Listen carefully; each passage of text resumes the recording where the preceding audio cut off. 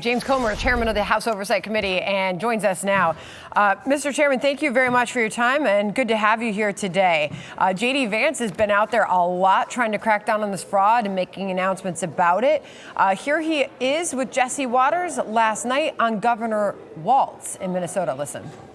We actually referred this particular case to the Department of Justice for a full criminal investigation. You had people within Governor Walz's office who were saying, you know what, this looks like fraud. It looks like these Somalian illegal immigrants are doing something that's very shady. And then you had people who shut them down. Clearly, people weren't taking fraud seriously. Whether it rises to the level of a criminal violation, we're going to investigate it. And of course, if it does rise to that level, we're going to prosecute it. That's a big announcement, Chairman.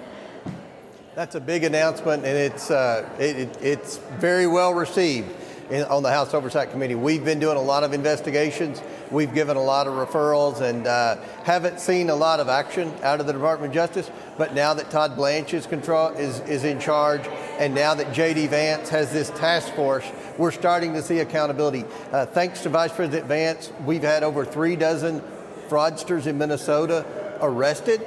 And I think that he took this report that we did, where we interviewed all the Minnesota state employees that came forward that have been saying for years that there was fraud. They've been telling Governor Walz and Attorney General Ellison about this fraud. Not only did the governor not do anything about the fraud, he actually retaliated against some of the state employees who were doing their job and reporting the fraud. So thanks to Vice President Vance, this is now referred to the Department of Justice, and I'm confident we're going to see action, because if you don't do something to the big politicians that continue to abuse taxpayer dollars, they will continue to abuse taxpayer dollars. So thank you, Vice President Vance, for doing a great job. Do you believe Governor Walz engaged in criminal behavior?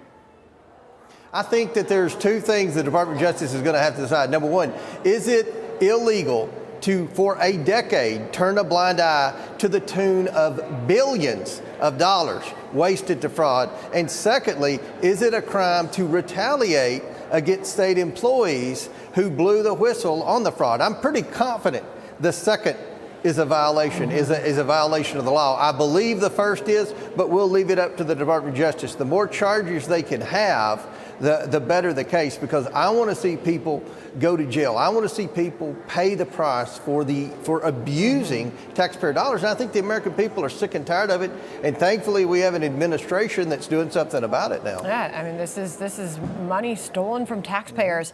I want to finish off with this. This is Dr. Oz making the point that what happened in Minnesota and the crackdown there is what led to the crackdown all over the country. Listen.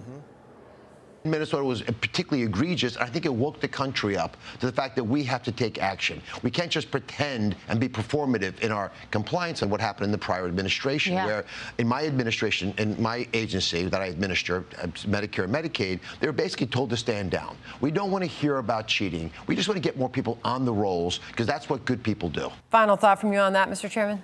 Dr. Oz is exactly right.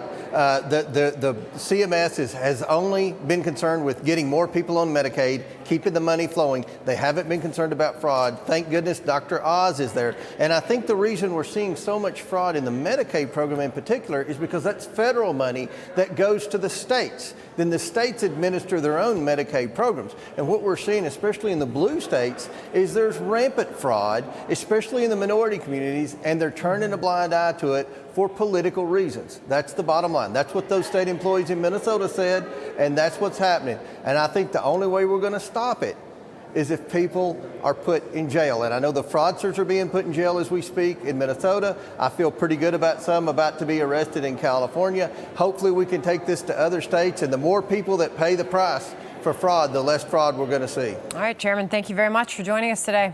Be sure to like and subscribe for all the Fox News latest on YouTube, and catch full shows streaming now on Fox One.